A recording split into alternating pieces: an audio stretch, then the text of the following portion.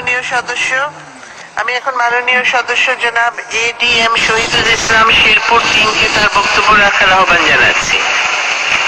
আপনার সময় 5 মিনিট। বিসমিল্লাহির রহমানির রহিম।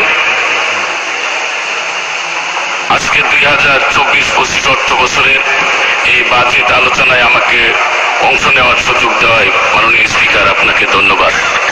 এই বাজেট আলোচনার শুরুতেই, বক্তব্যের শুরুতেই আমি গভীর শ্রদ্ধার সঙ্গে স্মরণ করছি শতাব্দীর মহানায়ক, জাতির সর্বকালের সর্বশ্রেষ্ঠ বাঙালি, স্বাধীনতার মহান স্থপতি, জাতির পিতা শেখ মুজিবুর রহমানকে। আমি শ্রদ্ধার সঙ্গে স্মরণ করছি সেই মহিষী নারী বঙ্গমাতা বেগম ফজিলাতুন্নেসা সহ সেই 15ই আগস্ট সেই কাল রাত্রিতে বঙ্গবন্ধুর পরিবারে যারা শাহাদাত বরণ করেছিল তাদেরকে। আমি গভীর শ্রদ্ধার সঙ্গে স্মরণ করছি জেলখানায় 4 জাতীয় নেতা নির্মমভাবে তাদেরকে হত্যা করা হয়েছিল। আমি শ্রদ্ধার সঙ্গে স্মরণ করছি মহান মুক্তিযুদ্ধে আমাদের 30 লক্ষ শহীদ, 2 লক্ষ মা বোনের আত্মত্যাগের বিনিময়ে আজকের এই স্বাধীনতা। আমি শ্রদ্ধার সঙ্গে স্মরণ করছি 52-এর ভাষা আন্দোলনে যারা শহীদ হয়েছেন এবং 21শে আগস্ট গ্রেনেড হামলা আমাদের গণতান্ত্রিক আন্দোলনে যারা আত্মহতি দিয়েছেন তাদেরকে আমি এই মহান সংসদে দাঁড়িয়ে শ্রদ্ধার সঙ্গে স্মরণ করছি। আমি শ্রদ্ধার সঙ্গে মাননীয় স্পিকার স্মরণ করছি আমার প্রয়াত বাবা বীর মুক্তিযোদ্ধা সিরাজুল ইসলামকে। মাননীয় স্পিকার, আজকের এই বাজেট আলোচনার পূর্বে আমি কৃতজ্ঞতার সঙ্গে বলতে চাই, আজকে আমাদের মাননীয় প্রধানমন্ত্রী 18 কোটি মানুষের যিনি আশা ভরসার বাতিঘর, আজকে যিনি আমাদের মাদার অফ হিউম্যানিটি, বিশ্ব মানবতার মা, যিনি আমাকে একজন তৃণমূলের কর্মীকে, বীর মুক্তিযোদ্ধার সন্তানকে আজকে বাংলাদেশ আওয়ামী লীগের মনোনয়ন দিয়ে মহান সংসদে কথা বলার সুযোগ করে দিয়েছেন, আমি তাকে আমার শ্রীবর্দী ঝিনাইগাতি শেরপুর 3 আসনের মাটির পক্ষ থেকে কৃতজ্ঞতা জানাই। আমি কৃতজ্ঞতা জানাই আমার শেরপুর 3 শ্রীবর্দী ঝিনাইগাতির আপামর জনসাধারণকে, যারা আমাকে ভোট দিয়ে বিপুল ভোটে নির্বাচিত করে আজকের এই মহান সংসদে পাঠিয়েছে। মাননীয় স্পিকার, আজকের যে বাজেট এবং সুখী সমৃদ্ধ উন্নত স্মার্ট বাংলাদেশ বিনির্মাণের জন্য আজকের যে বাজেটের আকার 7,97,000 কোটি টাকা। মাননীয় স্পিকার, এই বাজেট মাননীয় প্রধানমন্ত্রী জননেত্রী শেখ হাসিনার সরকারের অধীনে এটি 21তম বাজেট। মাননীয় স্পিকার, এই বাজেট হচ্ছে জনবান্ধব ও কল্যাণমুখী গণমুখী বাজেট। এই বাজেট হচ্ছে ইতিহাসের সর্বোচ্চ বাজেট। মাননীয় স্পিকার, এই সর্বোচ্চ বাজেট মাননীয় প্রধানমন্ত্রীর নেতৃত্বে আমাদের অর্থমন্ত্রী পেশ করায় তাদেরকে আমি আন্তরিকভাবে অভিনন্দন জানাচ্ছি। মাননীয় স্পিকার, বাজেট আলোচনায় আমি বলতে চাই, এই বাজেট আলোচনা নিয়ে আমাদের সংসদের বাইরে বিএনপির নেতারা যেভাবে সমালোচনা শুরু করেছেন আমরা দেখি। মাননীয় স্পিকার, তারাও তো অনেক বাজেট দিয়েছিল, তাদের সেই বাজেট কখনো তারা বাস্তবায়ন করতে পারেনি। তাদের বাজেটে কি ছিল? তাদের বাজেটে ছিল শুধু লুটপাট আর দুর্নীতি। তাদের সময় দেখা গেছে এদেশের কৃষক সার চেতে গিয়ে তাদেরকে কৃষককে 9 জন কৃষককে সেদিন গুলি করে হত্যা করেছিল সেই বিএনপি সরকার, সেই জামাত সরকার। বিদ্যুৎ চাইতে গিয়ে কানসাটে চাঁপাইনবাবগঞ্জে 20 জন মানুষকে ওই এলাকার গুলি করে তারা হত্যা করেছিল। মাননীয় স্পিকার, তাদের মুখে বাজেট নিয়ে সমালোচনা করার শোভা পায় না। মাননীয় স্পিকার, মাননীয় প্রধানমন্ত্রী আঙ্গুল দিয়ে দেখিয়ে দিয়েছেন বাজেট কিভাবে বাস্তবায়ন করতে হয়, যেটা দেখিয়ে দিয়েছেন। মাননীয় প্রধানমন্ত্রী, একমাত্র প্রধানমন্ত্রী, বিশ্বব্যাংক যখন টাকা দেয়নি, মাননীয় প্রধানমন্ত্রী পদ্মা সেতু করে তিনি বলেছিলেন আমাদের দেশের টাকায় আমরা পদ্মা সেতু করব। বঙ্গবন্ধুর কন্যা বিশ্ববাসীকে প্রমাণ করে দিয়েছিলেন আমাদের দেশের টাকায় আমরা পদ্মা সেতু করব। বঙ্গবন্ধুর কন্যা সেই পদ্মা সেতু করে তার প্রমাণ করে দিয়েছিলেন। মাননীয় স্পিকার, আজকে দেখেন মাননীয় বঙ্গবন্ধুর কন্যা কি করেছেন।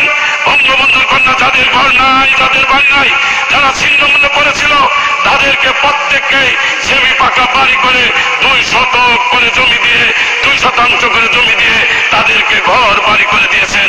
কি মমতা মহিমা! মাননীয় প্রধানমন্ত্রী বাজেট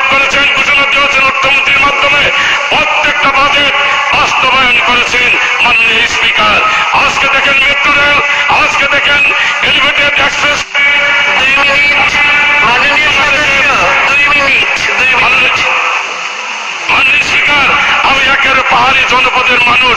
মাননীয় স্পিকার, আমরা দুইটা কথা কেন বলতে চাই। ওই জামাত বিএনপি বাইরে যখন আমাদের বিরুদ্ধে বিশালভাবে আমাদের নেত্রী সম্বন্ধে সমালোচনা করে, আমাদের মুক্তিযোদ্ধার সন্তান হিসাবে কষ্ট লাগে। তারাই তো লুটপাট করেছে দেশের টাকা, এদেশের টাকা প্রচার করার ব্যবস্থা ওই জামাত বিএনপি করেছিল। মাননীয় স্পিকার, আমরা তো কথা বলার সময় পাই না। মাননীয় স্পিকার, আমি পাহাড়ি জনপদের মানুষ। আজকের আমাদের যে প্রধানমন্ত্রী, আমাদের প্রধানমন্ত্রীকে সারা বিশ্বের বাঘা বাঘা নেতারা সমীহ করে, তাকে অনুসরণ করে, তাকে অনুকরণ করে। সেই নেতার, সেই নেত্রীর কর্মী হচ্ছে আমরা। এদেশের নাগরিক হিসাবে আমরা গর্ববোধ করি, অহংকার করি। মাননীয় স্পিকার, মাননীয় স্পিকার, আমাকে দয়া করে 2-1 মিনিট বেশি সময় দিবেন। আমি একেবারে শেরপুর 3 ওই ব্রহ্মপুত্রের উত্তর পাশে মেঘালয়ের কুল ঘেঁষা এক জনপদের প্রতিনিধি। আমি কারো হাজং কোচ, হিন্দু, মুসলমান, বৌদ্ধ, খ্রিস্টান সকল সম্প্রদায়ের লোক আমার অঞ্চলে বসবাস করে। মাননীয় স্পিকার, আমার অঞ্চলের ওই পাহাড়ি অঞ্চলের মানুষের পক্ষে প্রতিনিধি হিসাবে 2-1টি কথা যদি না বলি তাহলে অন্যায় করা হবে। মাননীয় স্পিকার, মাননীয় স্পিকার, আমার ওই পাহাড়ি অঞ্চলে আজকে যে পর্যটনের অপার সম্ভাবনা রয়েছে, আমি মাননীয় প্রধানমন্ত্রী সহ আমাদের যিনি পর্যটন মন্ত্রী দৃষ্টি আকর্ষণ করছি। আজকে যদি আমাদের জামালপুর শহর থেকে মাত্র 14 কিলোমিটার হচ্ছে আমার শেরপুর শহর, আমাদের পর্যটনের জন্য যোগাযোগ ব্যবস্থা যদি আমরা উন্নত করতে পারি, হাজার হাজার পর্যটক যাবে ওই পাহাড়ি অঞ্চলের মানুষ।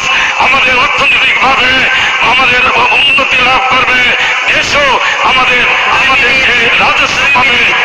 আমি মাননীয় স্পিকার আপনার কাছে অনুরোধ করছি একটু সময় দেবেন। মাননীয় স্পিকার, মাননীয় স্পিকার, আজকে আমার এই অঞ্চলে আমাদের যে সমস্যা রয়েছে, মাননীয় স্পিকার, আমাদের এই শিক্ষা ব্যবস্থায় একেবারে আমাদের পিছিয়ে পড়া জনপদ হচ্ছে শেরপুর। আমি সেই জনপদের প্রতিনিধি হিসাবে আমাদের যত বিশ্ববিদ্যালয় আছে আমাদের ওই পাহাড়ি অঞ্চল থেকে প্রায় 100 কিলোমিটার দূরে যাই লেখাপড়া করতে হয়। সেই অঞ্চলের মানুষের জন্য আমি মাননীয় প্রধানমন্ত্রী বঙ্গবন্ধুর পরিবারে নামে কোন বিশ্ববিদ্যালয় বা কোন প্রতিষ্ঠান আমার শেরপুরে নেই, তাই শেখ রাসেলের নামে একটা পাবলিক বিশ্ববিদ্যালয় আমার পাহাড়ি অঞ্চল, আমার শ্রীমতী চিনাইগাঁতে করতে চাই। আমি মাননীয় প্রধানমন্ত্রীর কাছে আমার বিনয়ের সহিত অনুরোধ, দয়া করে এই অঞ্চলের মানুষের দিকে বিবেচনা করে একটি পাবলিক বিশ্ববিদ্যালয় করে দিবেন। এবং মাননীয় স্পিকার, সেই আমার অঞ্চলের আমার রাঙ্গাজান খারামুরা নামে একটা গ্রাম রয়েছে, 2টা গ্রাম ছিটমহল চুক্তি রয়েছে। মাননীয় প্রধানমন্ত্রী ছিটমহল চুক্তি বাস্তবায়ন করেছেন। সময়েশ্বরী নদীর কারণে মেঘালয়ের সঙ্গে আমার 2টা গ্রাম একটা সেতুর কারণে বিচ্ছিন্ন হয়ে আছে। মাননীয় স্পিকার, আজকে সেতুমন্ত্রী এখানে রয়েছেন, এর আগেও আমি সংসদে বলেছি। মাননীয় স্পিকার, আমার সেতুমন্ত্রীর কাছে আবেদন নিবেদন, আমার আজকের এই দেশে যে সুন্দর যোগাযোগ ব্যবস্থা মাননীয় প্রধানমন্ত্রী করে দিচ্ছেন, আমার ওই রাঙ্গাজান খারামুরা সময়েশ্বরী নদীর উপর যে একটা সেতু করে ওই অঞ্চলের মানুষের স্বাধীনতার 53 বছর পরেও যোগাযোগ ব্যবস্থার যে কষ্ট সেটা দূর হবে। আজকে আমি বিনয়ের সহিত মাননীয় স্পিকার আমি অনুরোধ করছি।